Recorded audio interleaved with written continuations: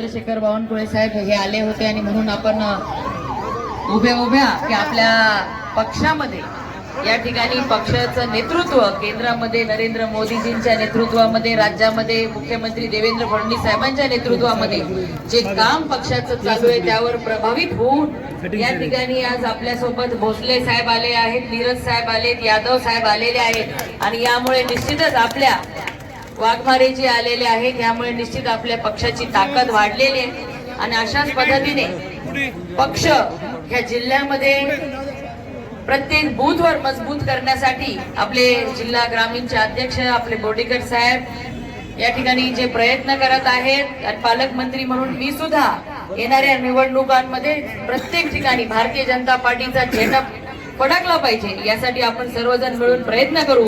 सर्व नवीन या परिवारामध्ये सामील झालेल्या मान्यवरांना मी एकच सांगू इच्छिते की आपला योग्य मान सन्मान प्रत्येक वेळी होईल आणि ज्या अपेक्षा आपण या ठिकाणी भारतीय जनता पार्टीच्या नेतृत्वाकडनं ठेवलेल्या आहेत त्या अपेक्षा पूर्ण करण्यासाठी प्रामाणिकपणे आम्ही सर्वजण मिळून प्रयत्न करूया आणि आपल्या सगळ्यांच्या येण्यामुळे निश्चितच सगळ्या येणाऱ्या पंचायत समिती आणि जिल्हा परिषद परभणीवरती भारतीय जनता पार्टीचा झेंडा आपल्याला फडकवायचा आहे। आणि बावनकुळे साहेबांचं हेलिकॉप्टर संध्याकाळ झाल्यानंतर उडणार नाही, त्यांना संभाजीनगरला जायचं म्हणून ते घाई गेलेले आहे। तरी आता मी त्यांना सी ऑफ करायला हेलिपॅडवर जाते आपल्या सगळ्यांची रजा घेऊन। पण आपण सगळेजण शॉर्ट नोटीसवर एवढ्या मोठ्या संख्येने आले त्याबद्दल आपले सगळ्यांचे आभार मानते। धन्यवाद। जय हिंद, जय महाराष्ट्र।